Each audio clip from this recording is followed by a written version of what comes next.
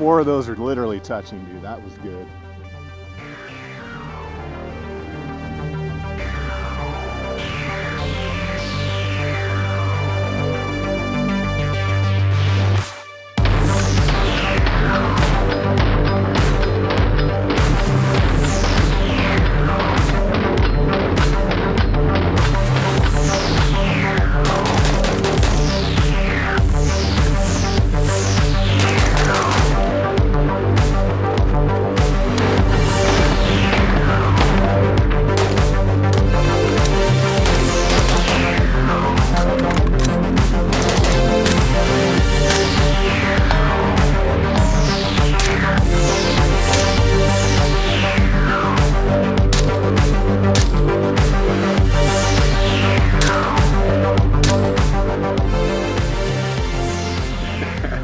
What is up, everybody? So today we have the Midwest Industries newer Criterion core rifle right here, the 16-inch variant in that beautiful moss gray Cerakote.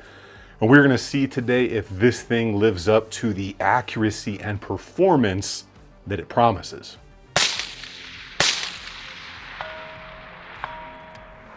If you don't know who Midwest Industries is, they have been around for a very long time, making mounts, making rails, making rifles, whether it's the AR, the AK, shotguns. They make a ton of different stuff, even for lever action fans out there. Late last year, they launched their new Mark II mounts, which I have used on a couple of builds so far, and also their Combat HD rail, which I used to rebuild another rifle that needed a better rail system.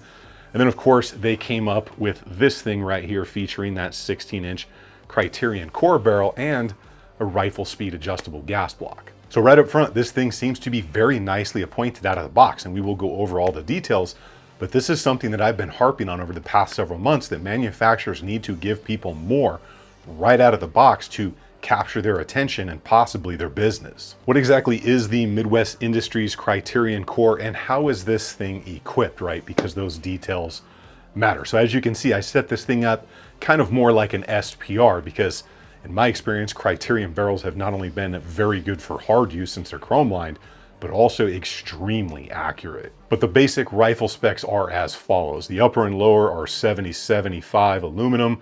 They are type 3 hard anodized per mil spec. And then this version is coated in that moss gray Cerakote, which has this crazy like greenish gray look to it, which is actually pretty cool. It has threaded set screws for the takedown pins, forward assist, bolt lock, all that stuff to make things easy should you ever want to change something out. You get an extended trigger guard, the Combat HD rail with 7 sides of M-LOK in all the key areas, and steel QD mounting points for your sling. Radian safety, always a very good way to go, along with a Radian Raptor charging handle, a QD end plate, a Magpul DT stock, and I have been liking those more and more as I get time on them. It's got an H1 buffer with a carbine spring, an ambidextrous magazine release, a very solid 2-stage trigger, an extended trigger guard, a Difrico Kung Fu grip, a KAK K-Spec enhanced sand cutter bolt and carrier group that is NP3 coated and has dual ejectors. The barrel is that 16-inch Criterion core, 223 chambering with a 1-in-8 twist, mid-length gas system, and it has the rifle speed adjustable gas block system on it. Normally this comes with an A2 flash hider, but I ran it with an Exigent Defense Vanish 556 suppressor, held on by a Rearden flash hider and a Rearden hub adapter.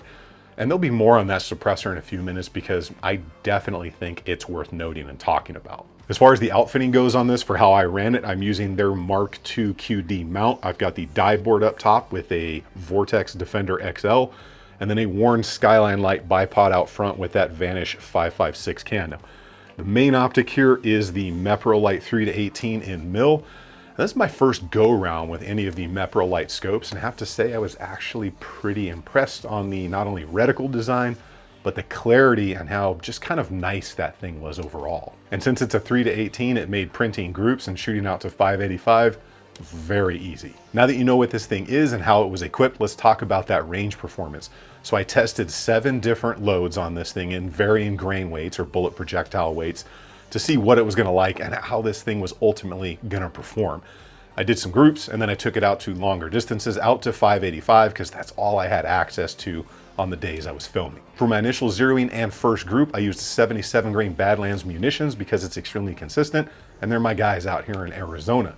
So with their 77 grain loads, This thing printed .576 MOA. And as soon as I saw that through the optic, I was smiling, because put a better end user behind this thing on a bipod, you got a half MOA rig right here. And that is the accuracy you are looking for. So right away, I was pretty impressed with the accuracy. So I started to move on to the other ammunition types. And I gave about a 5-minute cooling off period between the various types of ammunition. Next up on the grouping was some old FC262 that's been in my closet for like better than a decade. So printed that group and it was kind of meh. From my notes here, it was 1.36, so not great. Again, super old ammunition. But then I tried some others. I used some Sierra boxed ammunition in their 69 grain Match Kings, and that stuff printed at a pretty solid group of .993. Next up was these 75 grain loads from my guys again over at Badlands, and this group printed out at 1.25. So I normally see better out of that. Generally it's neck and neck with the 77s, but that's what happened out there. But here we go with another 77 grain round, and this is a newer company to me, Supervel. This stuff was impressive. This printed .649 with their 77 grains from Supervel. So what this barrel and rifle is telling me is that 77 grain is probably where it's at. And then next up was 77 grain PMC X-Tac. Yeah, PMC X-Tac with the 77 grain tip on it. That one came in .658. That's good. And then I loaded up some really old Spear Gold Dot law enforcement ammunition, their 62 grain soft point stuff, and that printed right around 1.2. So not great, but again, that stuff's been in the closet probably about as long as that FC262. And again, seems to be the 77 grains where it's at. So on the accuracy front, the barrel is telling me that it's accurate AF, but it really likes the 77 grain followed by the 69 grain. And then of course I moved into shooting this thing a little harder and a little faster, which is what we all like to do. I didn't have a single hiccup out there on the range. It cycled 100% on all of the ammunition types, even pulling the trigger as fast as I could and doing some magazine exchange with this big old thing, the way it was outfitted. It was all just good to go. I did decide to run it out a little bit further while it was hot and dirty, just to see the consistency that I would get out of this barrel.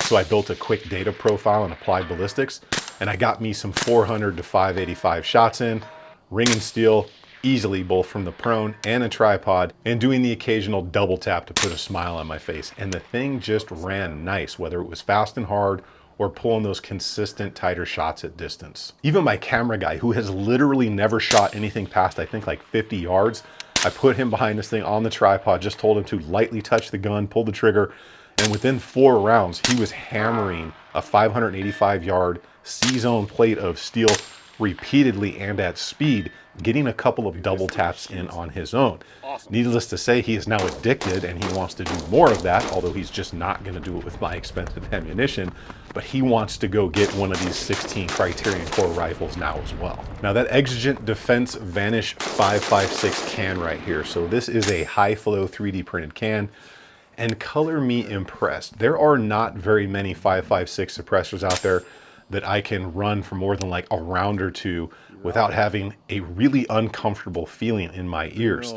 But the initial day that I was out here kind of breaking the barrel in and zeroing the thing, I totally forgot to put my ear probe down for like the first 10 rounds and literally didn't even notice it until my buddy that was on the range with me was like, ear pro. And I was like, oh yeah, and I put my ear probe down. So that's pretty impressive, because most 5.56 cans you can do a shot or two, maybe a few, and they just don't have a great sound after that. Right. So the fact that I got like 10 rounds into this thing, I was pretty impressed just due to the overall tone of it, but the fact that the decibels were obviously low because my ears weren't ringing. I'm not saying to go out there and run your cans without ear pro, right, unless you're subsonic, because remember, per OSHA, hearing damage is caused by not only the decibel rating, but the decibel rating plus time. So even though something may be hearing safe for a couple rounds, doesn't mean it's hearing safe for like 60 rounds. Now, having done the up close work, the distance work, the groupings, how does the Midwest Industries Criterion Core fare in what is an absolutely flooded AR market now in 2026? Personally, I am very happy with this rifle, not only with the initial accuracy of this thing, how it ran, how it felt, how this thing is appointed right out of the box and running all of those different ammunition types without issues for about 750 rounds that I have on it right now. And also how this thing is appointed right out of the factory. You're getting that 16-inch Criterion chrome-lined barrel that's extremely accurate, and you can still use this thing as a hard-duty style rifle. You're getting a solid trigger, great controls from Radian, good furniture all the other way around, a rifle speed adjustable gas block, which is a very nice touch and definitely not a cheap one. And everything else internally was really solid. There's literally no reason to change anything on this rifle except for maybe the muzzle device should you want to run a suppressor. And I think they personally crushed it on the overall package and offering here because, like I said up front, you've got to give the consumer more up front. Now this thing comes in at $18.50, so that might sound like a lot to some people, but think about everything you are getting here and the fact that you don't have to change anything or upgrade anything here to include the trigger. If you want to run a suppressor, yeah, you're going to need your dedicated muzzle device, but everything else is just good to go. In fact, this one is staying in my collection. It is an absolute keeper. And I don't say that lightly because a lot of stuff comes across my desk and most of it just moves on eventually. Now I'm a little hungry and my wife made some pasta for dinner, so make sure you get subbed up to the channel. And remember, if you stay ready, you ain't got to get ready.